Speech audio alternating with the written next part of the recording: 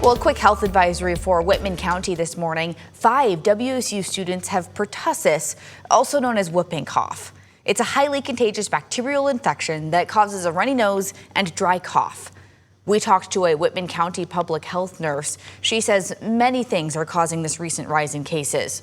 One being lower vaccination numbers. WSU said any students who are not feeling well should stay in Pullman so they don't spread this infection.